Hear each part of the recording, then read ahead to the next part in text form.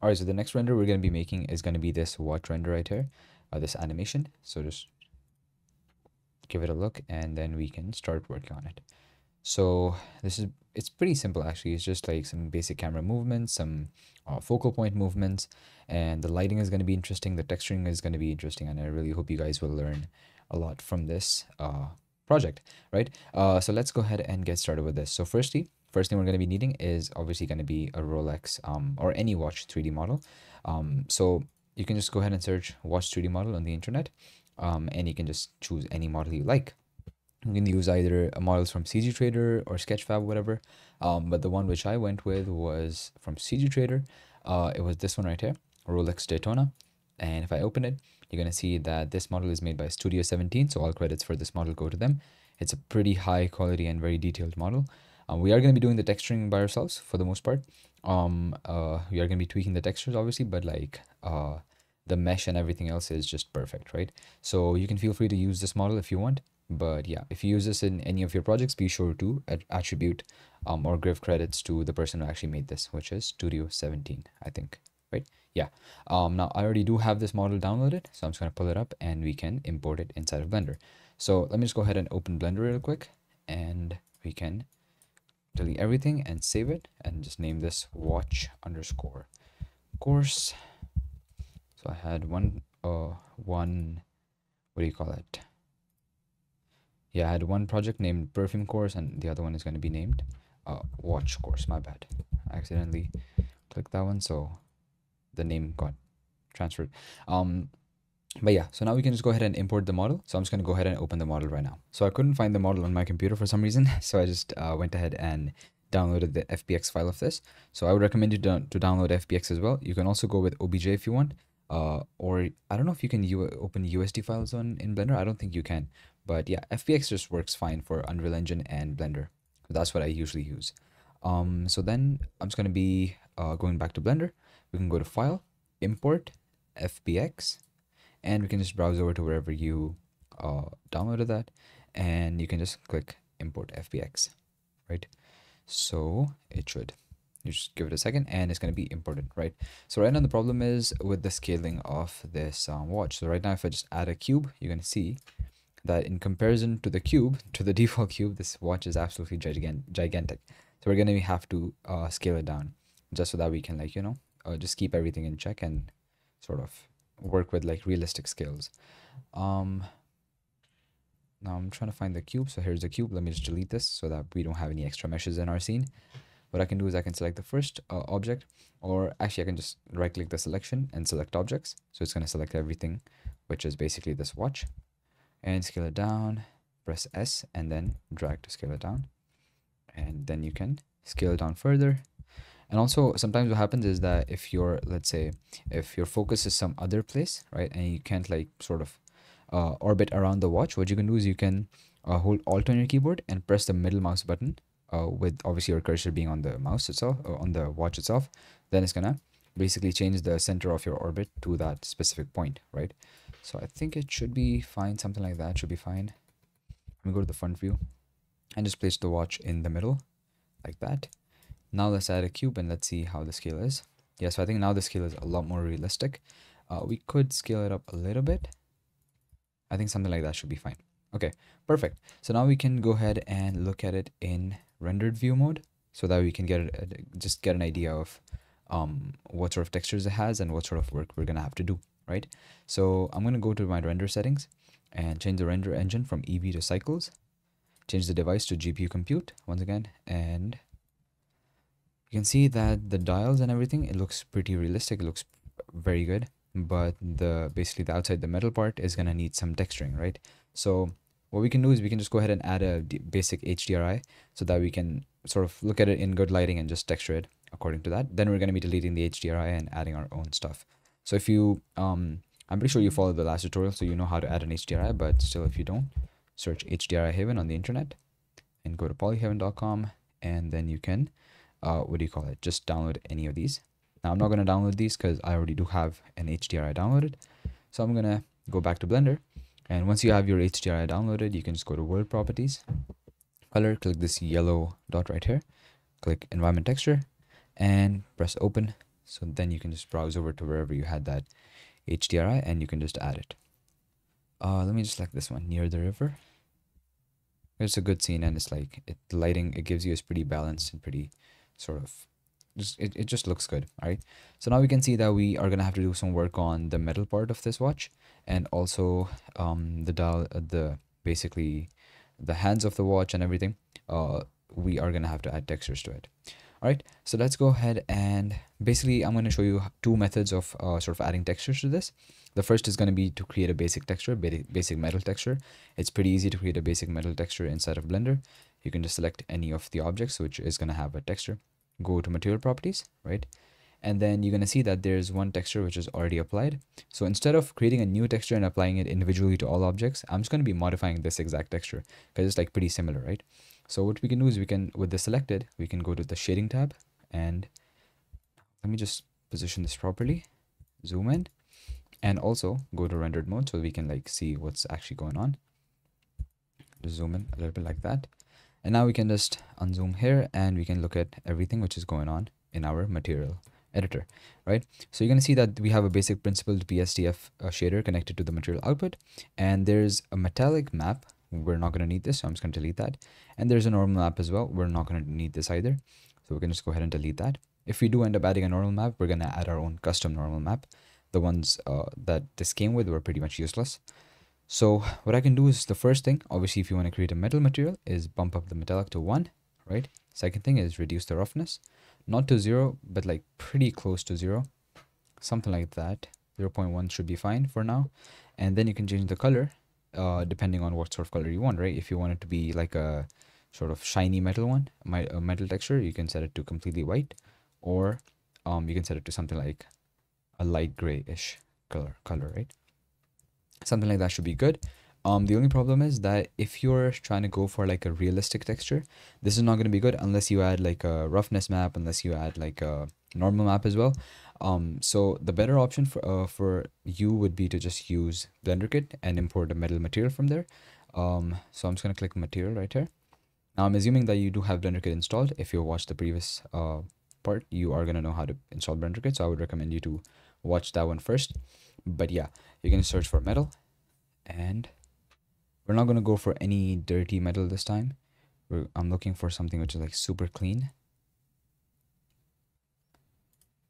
yet it has like some smudges, like very minor smudges. Let's try this one. So it does look pretty good. Only problem is, yeah, I think it looks pretty good. Let's try this one. Actually, you know what? This one looks better, if I'm being honest, because this has more bumps and everything, and I think that looks better. Let's apply it to this part as well. Yeah, I think I'm gonna go with this one, honestly. Or should we? Again, this is gonna come down to your personal preference. If you're going for like a more clean metal look, you wouldn't want to go with this, but I think this looks pretty realistic and it looks pretty good. So I'm probably going to go with this one for now. If you do want to reduce the smudges and everything, what you can do is you can simply just go ahead and unplug the normal map, right? And unplug the roughness map. And at that point, it's going to become, if you reduce the roughness, it's going to become like a perfectly textured, what do you call it? It's going to become a pretty good metallic color, right? However, it is still going to have like a little bit of smudges from the base color texture, so I think that should be a good way to go, right? Because you want like very minor smudges but not a lot, because obviously it's going to be like a trailer animation, like a launch animation, so we don't want it to be we don't want it to have smudges or anything like that. So now this texture is called metal 001. Let's select these objects which don't have any textures, and let's just apply the metal 001 texture to this. One sec, let me go back. I don't think it was called that. Was it? Metal.001. Yeah, it is that. So for some reason, it's not applying the... What we can do is we can just select these, select this texture and click this number right here to basically create a new texture out of this, new material out of this, metal 002. And now if I go ahead and apply metal 002, it should, hopefully. Okay, so it still didn't work. Now this is something which I'm not completely sure why it's happening, Oh, okay, I just got it. So basically this mesh right here, it has two materials, right? First material is going to be this one right here, the material which is applied on these screws. Second material is going to be this one right here, this material slot right here, which is going to be applied to the whole thing, right? And so when we select this slot and come here and select metal 002, you can see that then it's going to apply it like that. Perfect. Let's select this and make sure the right material slot is selected, and apply metal 002 to all of these.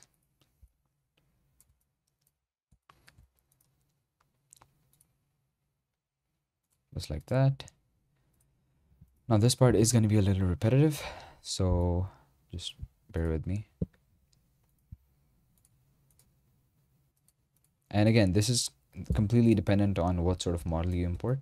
If your model is different than mine, then your process will be slightly different. So just take note of that, and like, yeah, you got to adjust your workflow according to that. But yeah. All right, so all the metal textures have been applied. Now one problem is that basically we need to change some textures, because if I go back to my reference, to the actual picture of the watch, actually not this render. Let me just search for the actual watch itself. Rolex Daytona. Right, so if I open the actual watch itself, it's always good to like open up references of your of the thing that you're trying to create. So for example, in this one, in this picture right here, you're going to see that the watch is this metallic color, right? However, the basically, I don't know what it's called, but like this circle right here is basically sort of like a glossy, um, darker metal look, right? So I'm going to apply that. So I'm going to select this right here, okay? And with this selected, I can just basically click this button right here to create a new material. And with this material created, what I can do is I can just basically go ahead and unplug the base color and just set the base color myself. And I'm going to make it a little darker. Something like that. I think that looks a lot better. And also right now this watch is basically silver. So, but as you might have noticed in the render that I showed you in the beginning, it was actually some other color. It was, I think, golden color. So what you can do is you can simply just go ahead and change the color like this. Like just basically change it like here, and it's going to change the color of your watch. It doesn't look good at all in this lighting, but when we apply our own lighting, it's going to look hopefully better. So yeah, that's good. All right, so now we can go ahead and apply the material to other things as well, so other parts. So this one, I want all of them to have like one material so that we can, if we want to like change all of them together, we can do that. And let me apply it to this as well. 2, and this one. You can also do like two colors if you want. I did see, I think, some variations of this watch with two colors. Yeah, for example, this one right here. So you could do that as well if you want. I personally like, actually, honestly, I could go with a, you know what, let me just go with this, honestly, because I think it's going to look cool. And then this one as well. So I would assume the top one would also be like, yeah, one sec. So this has the aluminum material. So this should also have the aluminum material, right? Yeah, perfect. So, and this part as well. And then I might need to make some changes to the aluminum material as well. And if it's coming back, yeah, I think the back looks pretty good. The only thing that I don't like is this thing right here. This should be golden. So I'm gonna, you could also change the names of the materials to be like, you know, silver, and the other one to be golden, so that you can, like, you know, just, the process is easier for you. Or maybe I could make both of these silver, this part silver as well. Again, this is going to come down to your personal preference, because usually what I've seen in watches is that there's no right and wrong. There's like a lot of variations of watches. So like whichever design you want to make, it's probably realistic, because like there is some watch out there which is like that. So, you know, it just depends on what you want to do. But let me select that back material right there and make this also silver like that. And let me make sure that it has the side thing. I think it does. I can't really see it. It's fine. And now let's move on to the inside of the watch. So inside, the hands and everything. Now this, like getting inside is gonna be a little hard. So if you wanna basically select the glass which is outside and just maybe like hide that for a bit, you can do that so you can like easily select the inside parts. Otherwise you're gonna have to like go from the side and like go very close to it so that you can go through the glass and stuff. But yeah, uh let me keep the material the same, but what I'm gonna do is I'm gonna be reducing the roughness a little bit, something like that, and maybe make the base color a little lighter, something like that. Not a lot though. Maybe something like that should be better. Yeah. And also you can try rotating these in the x-axis so that you can get an idea of what you're working with. Because we're going to be rotating this later on when we make the animation. I'm going to undo that because the material was looking better before. And this part I might want to give it the silver texture. Never mind. I may want to make it a little brighter though. Not too dark, yeah. Something like that should be good. And yeah, I think the inside of the watch looks pretty decent in my opinion. And so for the glass, we can put it back on. And again, for the glass, we're gonna see, we're gonna look at it from basically, we're gonna see how it looks with the glass and without the glass. So because usually in a lot of my renders, even in this one, which I showed you, this one right here, even in this one, I actually, if I show you this, I actually basically removed the glass so that it looked, it was just looking better that way. So that's what you can do as well. But yeah, I think the texturing is pretty much complete. If we remember something later on, we're just going to do it there. But I think for now, it should be pretty good. So I think we can just move on to the next part, which is going to be lighting the scene. And then we can move on to the animation and rendering and all that stuff. But yeah, right now it's lighting. So what I'm going to do for the lighting is that I'm going to be, firstly, let me just go ahead and go back to my word properties. We can press this cross button right here, and so that we can basically remove the texture, remove the HDRI. Click this environment texture and click disconnect, right? Or you could click remove as well. It's the same thing for us. And I'm going to select this color right here, not the yellow dot, this color right here, color picker, and I can just set it to black, completely black, so that we basically have no lighting before we start, because that's what I want, right? That's what I prefer. I prefer starting with like a very dark image so that we can, with a completely black image basically, so we can like do all the lighting ourselves. So now what I can do is I can go ahead and click add light, and we can just add area lights. Okay, so I usually like to do the lighting with area lights, and I usually like to start with a 3-point lighting setup, and then I can just go ahead and make some tweaks and stuff like that. 3-point lighting setup I think should always be your starting point.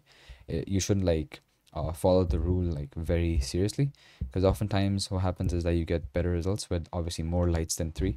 So that's what I want you guys to do. Plus, I mean, in art there's like nothing wrong and right. You can always justify your creative decision, and I actually want you guys to like sort of take your own creative decisions and not follow rules blindly.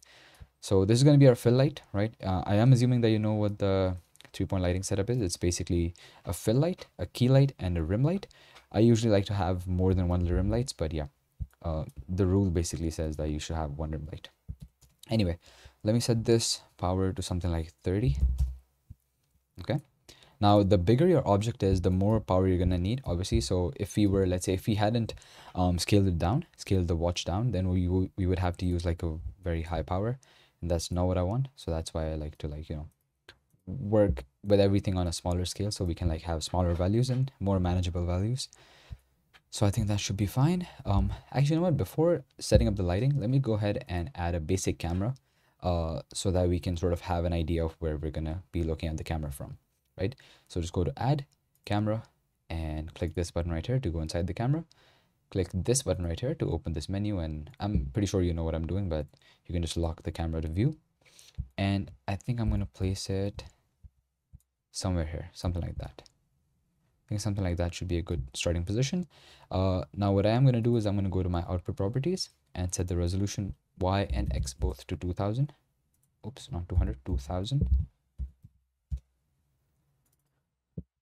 Because I want it to be a square image basically, and that should be good.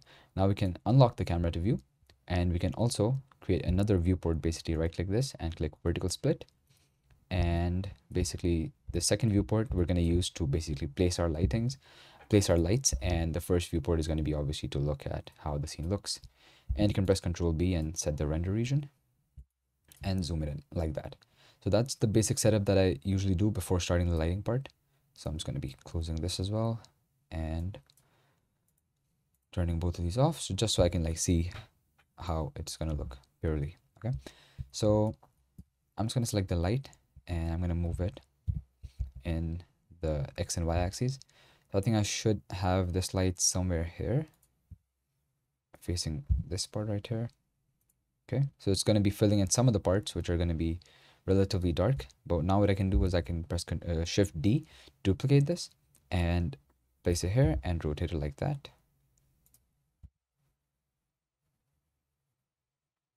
Something like that should be good. So right now, one problem which you're going to be noticing is the fact that the watch is very, very dark. And the reason for that is because it's very shiny right now. So what we can do is we can just select any of the materials and basically increase the roughness slightly. And so you're going to see the more roughness we increase, the more sort of brighter it's going to become, right? So you want to set it to a point where it's not too bright, but like, yeah, just set it to a relative, just eyeball it and just see what looks good. Set the value to 50, and so you're going to see that the front is pretty well lit. The only problem is the glass, which I personally don't like. So I'm just going to hide it and see how it looks. So you're going to see without the glass, it looks slightly better. So I'm just going to hide the glass from the render and the viewport as well. But yeah, so this part looks good, right? This part looks pretty good. Also, before we move on, I'm just going to go to my render properties, go down to color management, and just set the look to high contrast, because that's just what I want. And I want to set that before so we can, like, basically make all our adjustments according to that.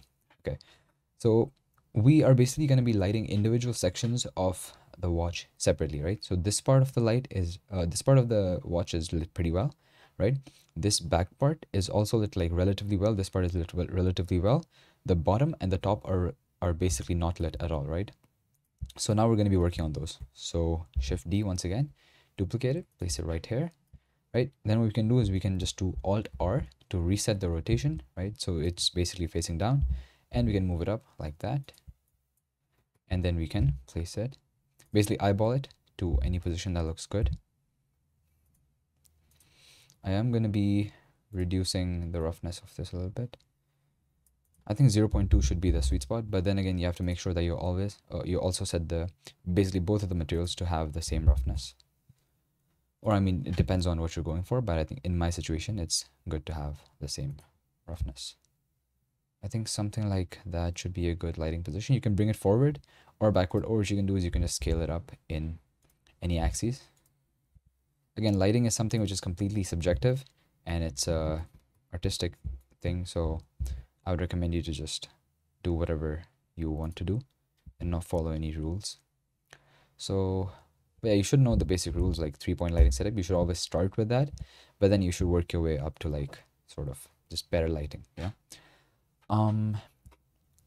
So I think the lighting is coming together pretty well.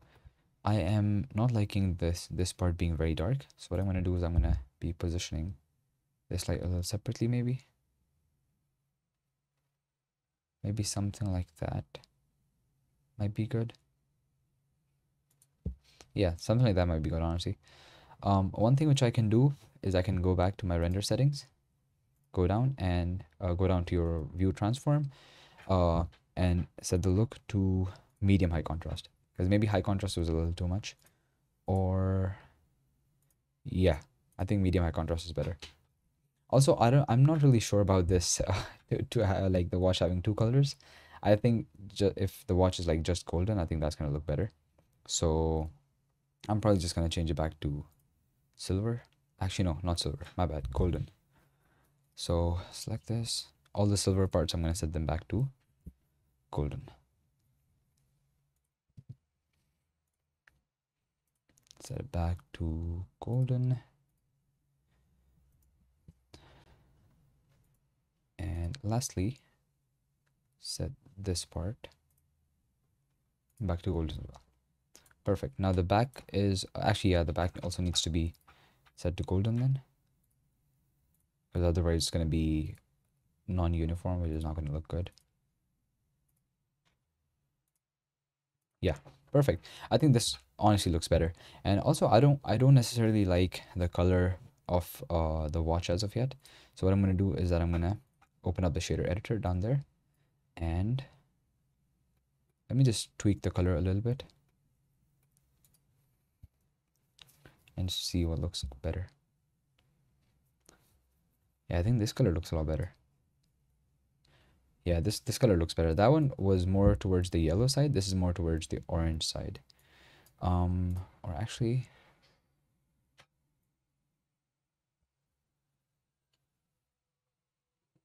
yeah, this color looks good.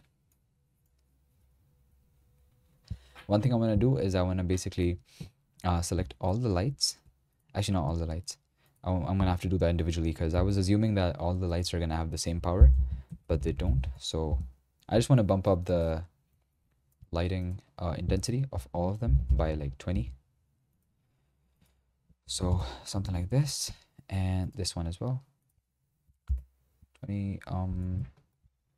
Okay, so right now, hey guys, thank you for watching the free preview of this course. And unfortunately, the rest of the course is actually paid. It's on Udemy, but I'm just going to be showing you what we're going to be learning in the course and why I think it's definitely worth buying, right? So the first render we're going to be making is going to be this perfume render right here, right? We're going to be doing everything from scratch. And then we're going to be making an animation of this scene, right? So we're going to be making this animation right here. So you can see that it's actually very, very realistic animation, and you could like easily get clients for this type of stuff. If you add this to your resume or to your portfolio, right?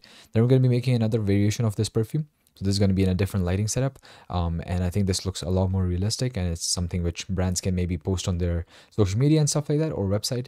And I think this stuff is like very in demand right now, and I think you should definitely sort of learn this skill. And then we're going to be making an animation of a Rolex watch.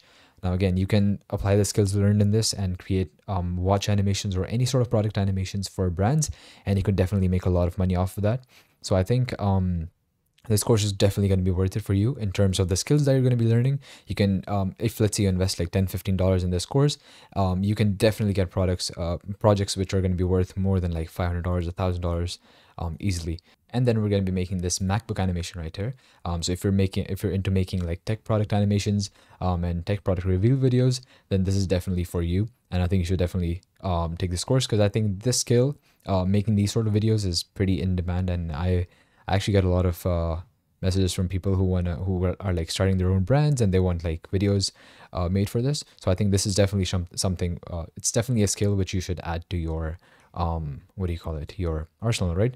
So yeah, that's essentially what we're going to be covering in this course. And I think for the price that you're getting this course for, I think it's definitely worth it, and I think you should definitely consider it. But yeah, that's pretty much it for this one, guys. I really hope you enjoyed this video, and be sure to subscribe, like, and I'll see you in the next one. Goodbye.